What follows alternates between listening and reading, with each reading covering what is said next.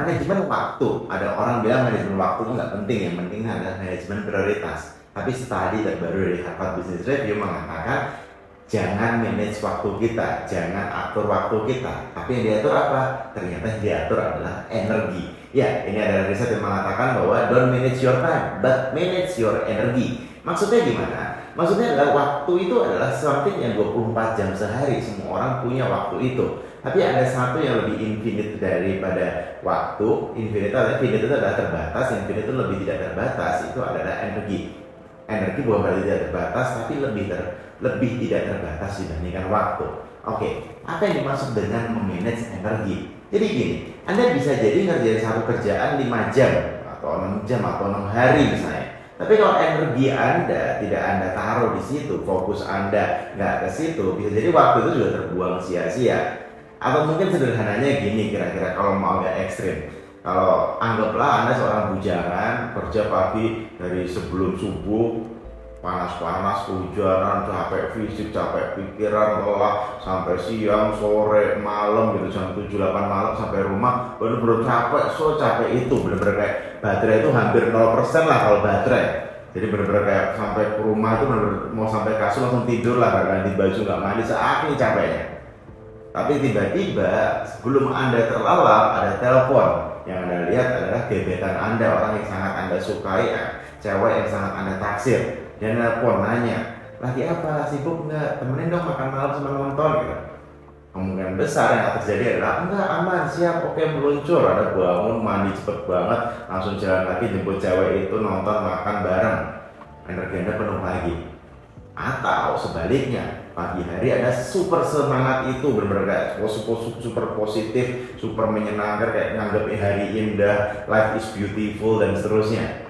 Kemudian Anda datang ke kantor, lihat tiba-tiba ada musuh buyutan Anda, nggak ada hujan, kok dia muncul, yang ada kayak langsung lemes banget, males banget, bad mood banget, dan kayak seharian nggak bisa fokus dan seterusnya. Nah itu kayak sederhananya mungkin contoh energi, di mana Anda naruh energi nggak ketika mengerjakan sesuatu.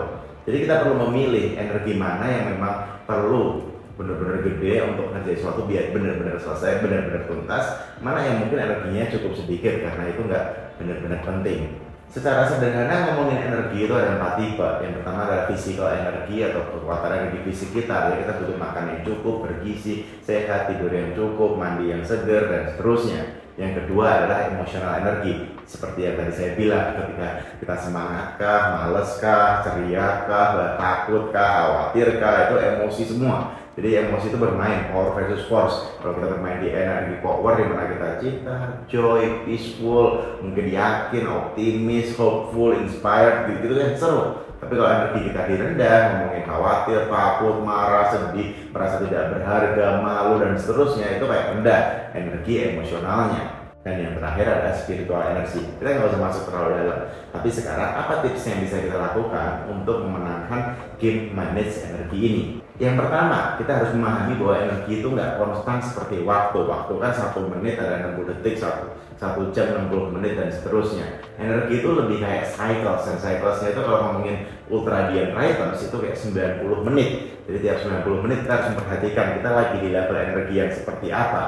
Dan gimana kita bisa menginfluence atau yang mengaruhi energi level kita ya, dari berapa waktu kita tidurnya berkualitas enggak, sesuai dengan RAM enggak, apa yang kita makan, berapa lama sekali kita take quick break, take long break gitu, kayak dengan siapa kita spend waktu kita, apa yang sedang kita pikirkan, hal yang negatif, hal yang positif, hal yang bikin kita semangat, hal yang bikin kita depresi.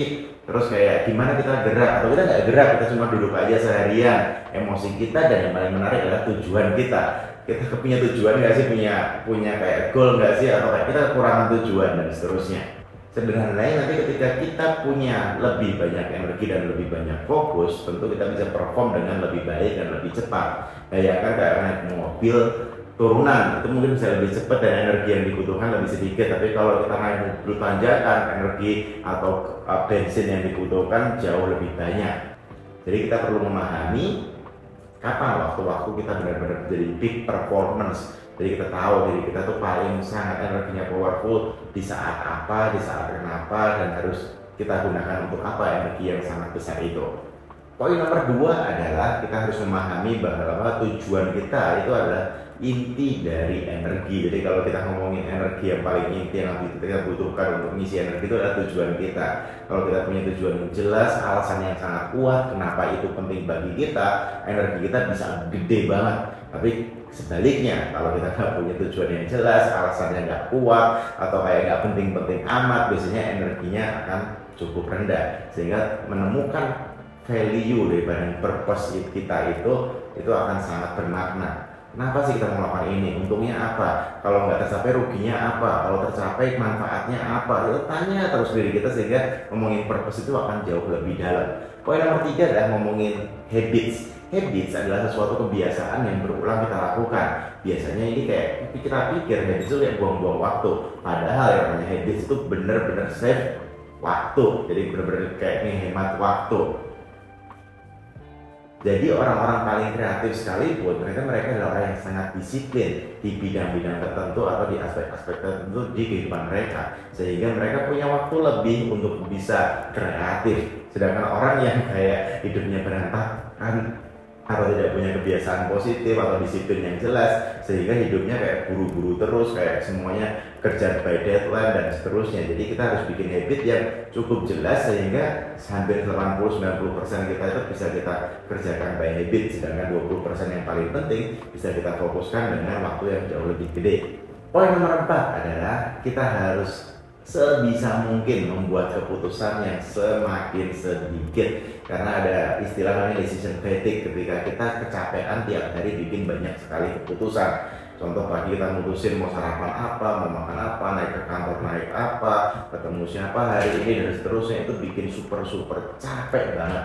Sehingga kita perlu memahami gimana caranya kita bisa kayak punya sebuah istilahnya supporting system, di mana kayak hampir semua hal kecil itu sudah ada orang yang ngambil keputusan buat kita atau sudah terotomatisasi di sekitar kita, sehingga kita bisa fokus untuk keputusan yang lebih besar. Poin nomor 5 terakhir adalah monotask, don't multitask. Jadi ada sebuah riset yang dilakukan, atau mungkin kalau teman-teman pengen sederhananya adalah coba teman-teman tulis huruf A gitu, terus bawahnya 1, B 2, C 3, D 4 gitu.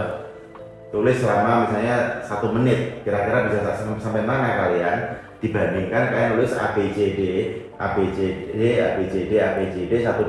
4 1 2 3 4 1 2 3 4. Biasanya lebih cepat ya A B C D dulu, kemudian baru 1 2 3 4 dibanding lompat-lompat. Dan banyak sekali contoh-contoh yang bisa kita praktekin bahwa monotask jauh lebih bagus dibanding multitask. Jadi kita nyelesain satu hari satu kerjaan itu jauh lebih bagus dibanding hari ini ada 8 kerjaan yang hampir selesai. Itu adalah 5 poin untuk manage energi kita. Terima kasih.